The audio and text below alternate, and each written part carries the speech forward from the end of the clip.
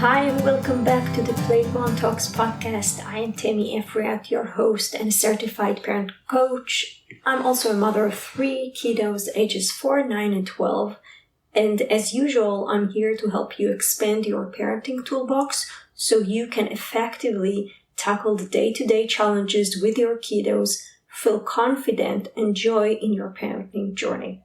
And I know that last episode I promised you to have an episode around how to foster positive learning environment and internal motivation for studying. However, there is a crisis, a hostages crisis happening in Israel, started when Hamas, a terror organization, violently and brutally kidnapped babies, elderly, Holocaust survivors, women, men, and there is an effort to bring those people, those hostages back home. So it seems to me like there is an urgency talking about extremisms. So I am really glad that we have today Dr. Emily Bashah. Dr. Emily Bashah is an author and licensed psychologist. She clinically specializes in mental illness, personal and collective trauma, addiction and grief, as well as family and relationship dynamics. Dr. Bashah is also an expert witness in criminal, immigration, and civil court, and she has worked on high-profile cases covering issues of domestic terrorism. So in this part A of our discussion, we'll talk about what is extremisms and also what can you do as a parent to, on one hand, protect your children, but also not shielding your children from consequences, which Dr. Bashah calls it to foster in your kiddos a sense of agency. And how is that all connected to extremism? So I'm honored to have Dr. Bashah in this talk. I hope you will get a lot of insight as much as I did. Hi, Dr. Bashah. How are you today? Good, Tammy. Thank you so much for having me on your show. It's an honor to meet you and to get to know you and be invited on your podcast during these difficult times. Thank you for collaborating with me. And I think we were in touch for a couple of weeks, and it's kind of karma that we get to do this interview right after the horrific events happening in Israel by a terrorist organization called Hamas. So I really appreciate you taking the time and sharing your perspective as a psychologist and also from your own personal and family experiences. And we'll talk today about how to prevent extremism. And I would love to hear first from you. How do you define extremism and what does it has to do with the book you wrote called Addicted Ideologies? Yes, thank you so much for having me on your show. So my partner, husband, father of our daughter, Paul Johnson, and I co-authored a book, Addictive Ideologies, Finding Meaning and Agency When Politics Fail You. Because we were so concerned about these growing polarizations and extremism in the US and also globally. And what we did is we analyzed and assessed various forms of genocides across the globe, acts of terrorism, and extremism. And we actually just came back from a trip to Bosnia, meeting with political and community leaders there, really understanding the atrocities that had been committed to the Bosnian population. And actually, we were supposed to be in Israel this week, meeting with community and political leaders, as well as my family members, and having a reunion with the Jewish Iraqi community. So my work, I come at this from a psychological lens. I do work as a forensic expert doing evaluations of people who are being charged with domestic terrorism, extremism, capital crimes, first-degree murder. And Paul comes at it. He was the former mayor of Phoenix, served 2 terms in the 90s. And he's a political expert and really committed to political reform and raising awareness and growing the independent party in the US and reducing extremism in politics today. So we originally looked at my family's story as a case study in our book and really extrapolated that to show and illustrate how this could happen. and how none of us are really immune to it. And it does give a good sound theory and understanding of how someone like a terrorist organization like Hamas could commit such violent forms of atrocities against Israeli citizens, children, babies, women, elderly, disabled. And what we find is that they're all tied to an ideology, and that these ideologies that become violent are ones that tend to see people as an outgroup. There's a group think mentality that is happening. They see themselves as victims and oppressed. And then that lends itself towards justification that of the outgroup as being the oppressor, and it justifies the violence. More so, it's dehumanizing of the oppressor. And so that's why we can see like the rhetoric, a lot of the propaganda that's being pushed from Hamas is really seeing and inflaming that they're the ones who are victimized and justifying the acts of vengeance against Israelis, because they're not seeing Israelis as part of this shared humanity or as human. And there is an addiction that happens that we see with these kinds of extremist groups and various organizations, or even people individually who commit terrorist attacks, even on US soil, is that there are these push and pull factors. They start to be pulled from things that would ground them and root them and connect them to community, a sense of belonging, a shared identity, and pushing them more towards radicalization. And especially there are some vulnerability factors. We can see that radical organizations or radical leaders can help prey upon people who are more vulnerable to really indoctrinate them towards these radical forms of ideology. So there's a lot of different processes, but really, I mean, it's quite simple. There's nothing that justifies or condones the acts that Hamas had inflicted in this last week and anniversary of the 50th Yom Kippur War, and on the Shabbat in Israel, and beheading babies and infants and tying hands of children behind their backs and killing them execution style, raping women and parading them in the streets and celebrating their victory and dancing and singing and chanting of these horrendous sadistic acts that had been committed. I mean, it's savage and barbaric, and there's no justification. Our work is, if we can understand it, we can prevent it. And there are a lot of commonalities that we see across time and across the globe in various genocides. What we saw actually in Iraq when my parents were living there was that, you know, these were everyday people who just suddenly joined in the forces of the Ba'ath Party and the rise of Saddam Hussein. And they created the Jews as a scapegoat and ostracized them and said that they are the ones who are oppressing you and they're the ones to blame for everything that is going wrong in your life. And so we have to get rid of them. And they're not human. They don't share the same humanity as us. And they're less than human. And in doing so, we saw assets were seized of Jewish citizens, business partners had turned on Jews, businesses were looted, Jews had to escape for their lives, they had to go through underground passages. My father has a harrowing story of escaping through the Kurds had smuggled him into Iran. This was before the revolution at the time. And there was a safe house in Tehran for him. And the U.S. were helping through different operations to assist these Jews coming out of these Arab worlds to have safe passage to Israel. But what happened is, you know, it doesn't just happen overnight. But how is it that massive amounts of people can just condone such violence against people who were their neighbors, their friends, their business partners, the shopkeepers? They went to school with them.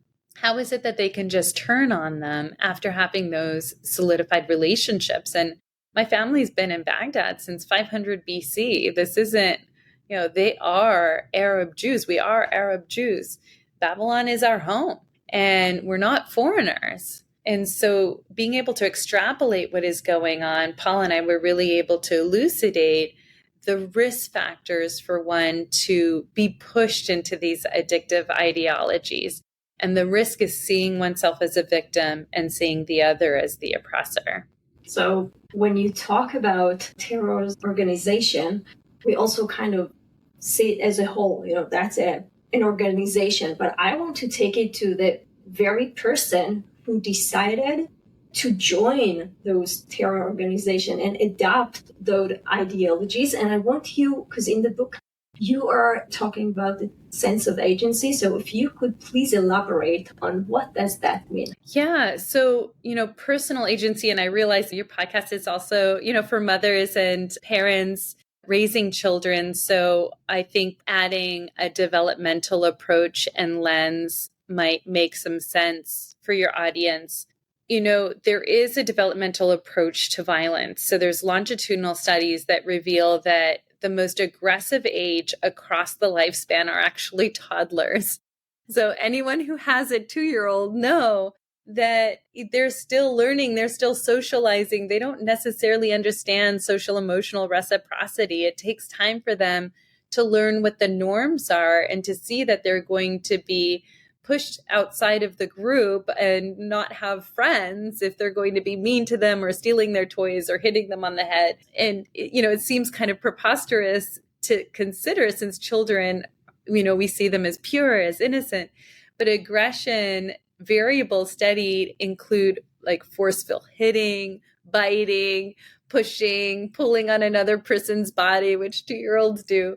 So between the ages of 2 and 4 is really crucial for parents to model and teach pro-social behavior. And really you're teaching them that they are their own independent being, and they do have agency and responsibility, and they need to be accountable for their behaviors. And so if a child can't socially adapt and they're being ostracized by others and being pushed out of the group, they don't necessarily learn these skills, and they can become emotionally and socially stunted in their development. So I see this in adults. I see either in the forensic work or clinical work that I do where there is this like stunted developmental growth that they need to relearn because there were missed opportunities in their childhood. While it's a minority of children, I should say, so parents don't freak out, parents ultimately teach children to become socially desirable through this exchange. It's social emotional reciprocity. That's that give and take. I'm going to share this toy with you because I know that you'll continue to be my friend, and I would rather have someone to play with than no one. So those things become important. And through the mechanism, adults and peers are now drawn to the child because the child gains affection from adults, they gain the benefit from adults, they get the praise from adults, and that is going to help reinforce their behavior. So you've got this like varied social input norms that all inform moral development and values. And we see, over time, like the brain is constantly developing. Their ability to understand information and social rules do evolve over time at a deeper level, because you have to teach it at a very simple level when they're young, and then you can expand upon that as they get older. Now with adolescents, it's a little trickier because now you've got the effects of testosterone and the hormones. So we see this even with tweens, right? So they're not quite teens, they're like somewhere in between. Like 9 until 12, 13, where they really begin to be teenagers, right? Exactly. Yeah. So that's like that in-between stage. And so boys, by the time that they're adolescents, boys between the ages of 16 to 25 become more aggressive physiologically because of testosterone and the hormones. And so these biochemical changes correlate with increased aggression.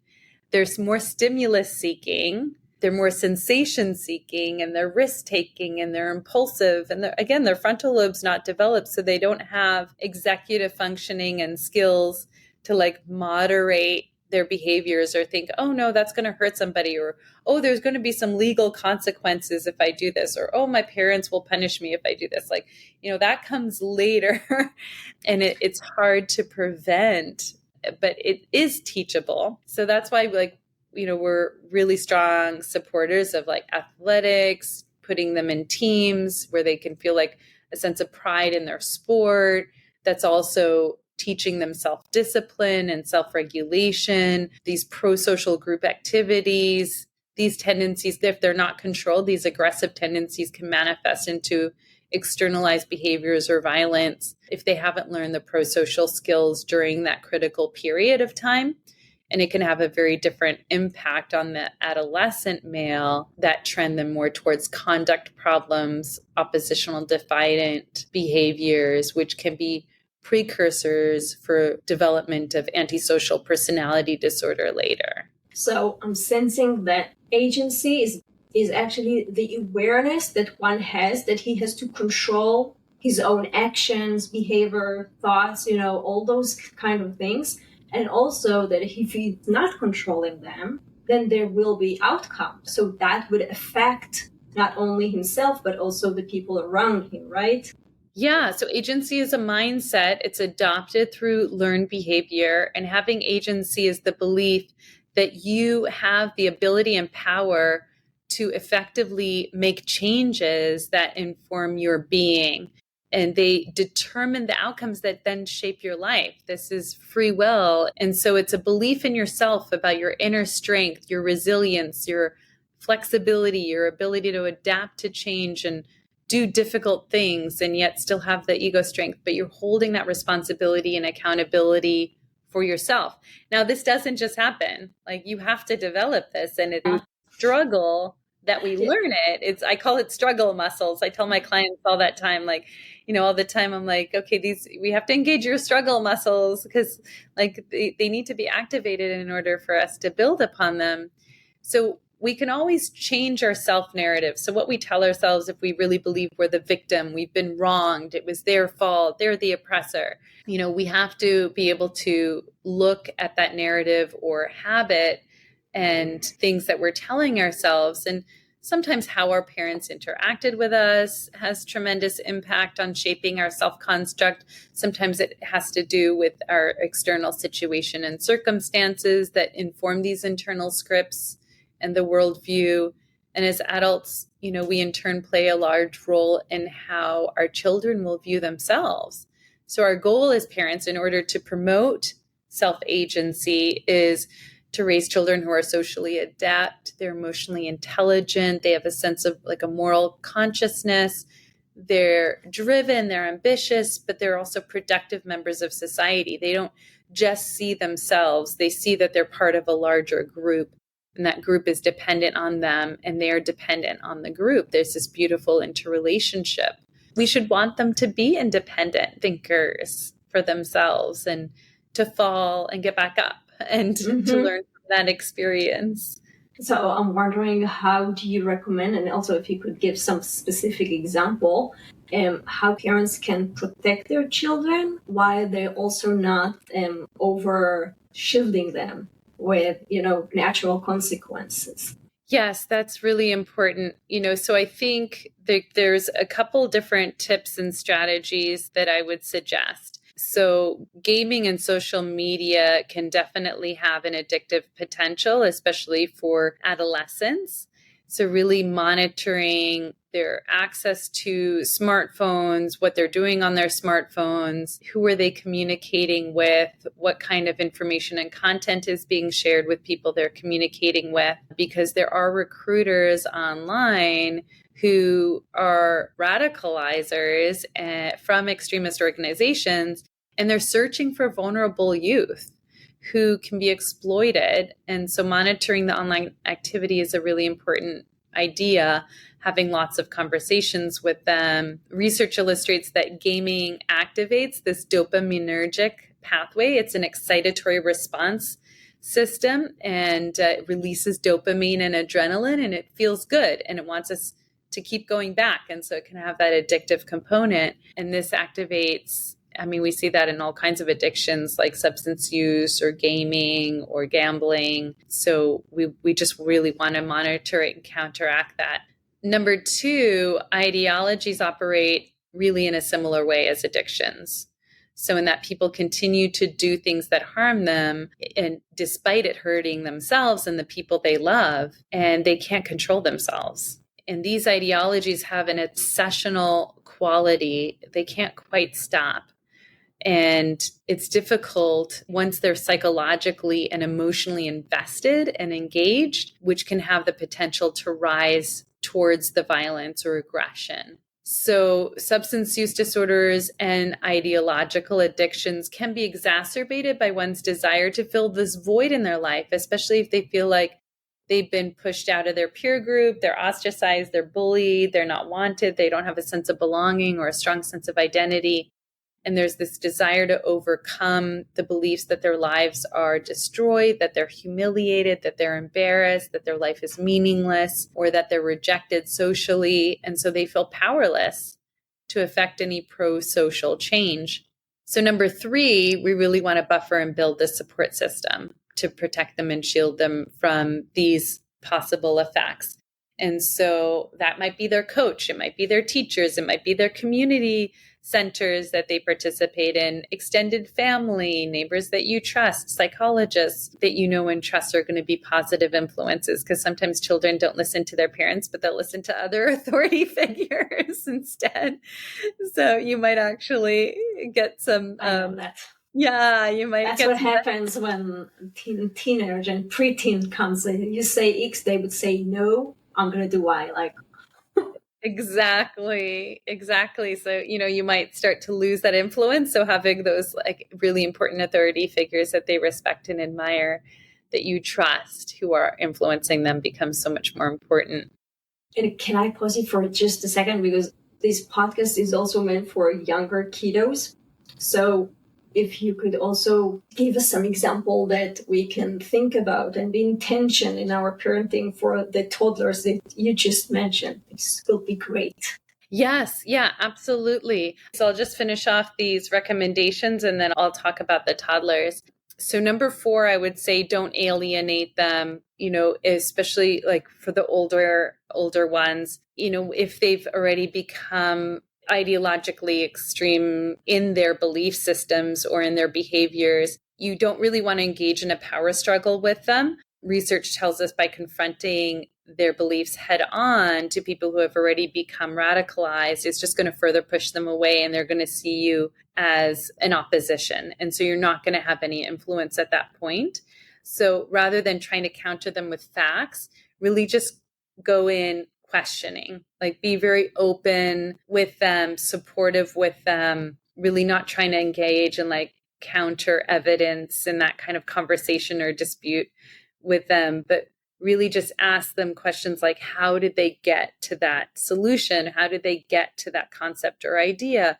What led them there? So have them extrapolate for themselves so that they can also see that there are things that don't quite add up or piece together for them, and really reinforcing their morals and ethics and values that you and that person shared before they were radicalized.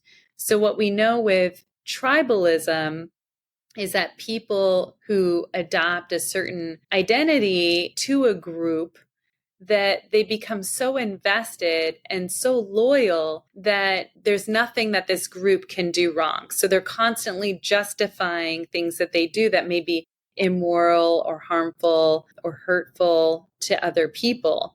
What we want to do is really pull up this cognitive dissonance and say, hey, there is a tension that's there, that there's anxiety that's produced because it goes against your morals. What you're doing and what you're agreeing with and what you're saying goes against the foundation of what you believe in. And so if you can keep that construct or that dialectic, we call it in psychology, that conflict that's there, and do some deeper work, it can help to prevent going off the deeper end and just justifying everything that your group has been doing or saying. And I mean, honestly, that's what we've been seeing with pro-Hamas supporters who are just, defending Hamas irrespective of who they murdered and how they killed them and the barbaric and sadistic and savage acts that they had committed against innocent civilians, and say things like Israelis deserved it.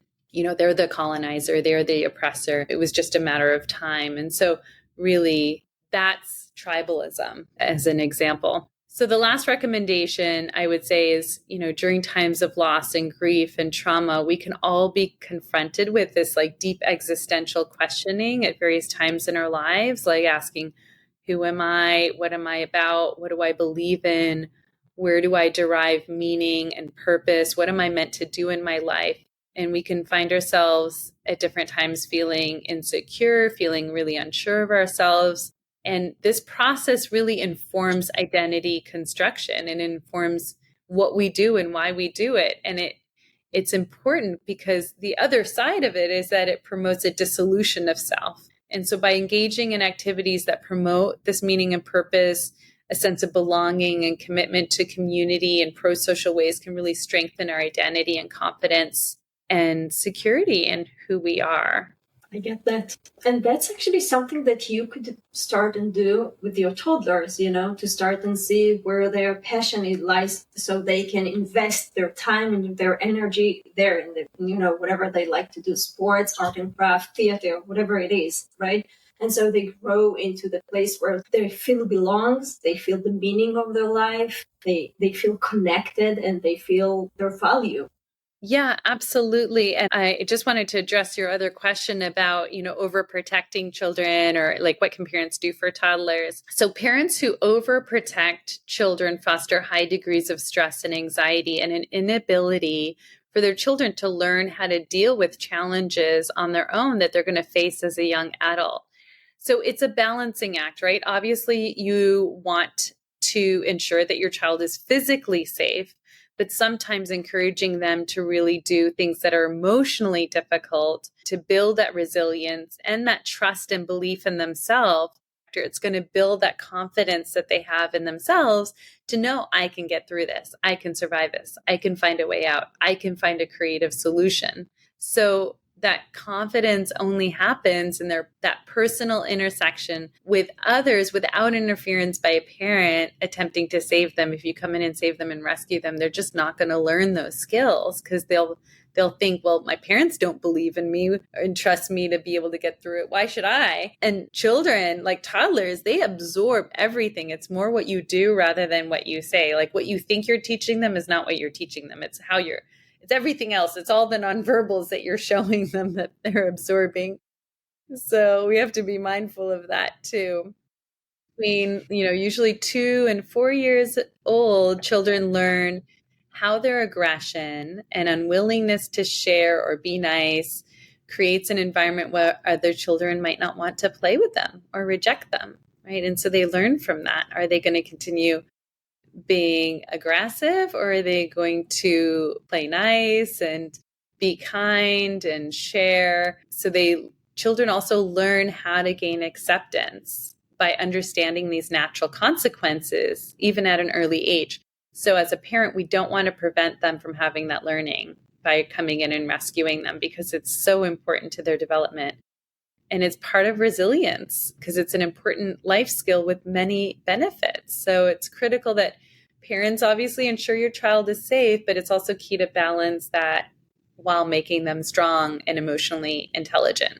So when you mentioned kind of do not own your child's discomfort and actually take responsibility for your child when he does those unacceptably thing in social setting. And following that, I want to ask you, because in your book, you have something that I really resonate with. You talk about restorative justice versus punitive justice in the context of countries. But I want to ask you, when it comes to sibling fight, how do you implement that idea to help parent be a better parent? Hey, thank you so much for joining Dr. Bashah and myself for this extremely important topic about extremisms. Please go ahead and listen to part B of this discussion as we answer the question, how can you implement the approach of punitive justice as a parent? We also talked about, are we as American and your children are immune to extremisms? And how can you talk with your kiddos about the situation now in Israel, about war, how to deal with those tense times when we witness those horrific events in the world. You can also find all the links that we mentioned for the podcast and the book in the show note. As usual, treat yourself and your kids with compassion and curiosity. Bye!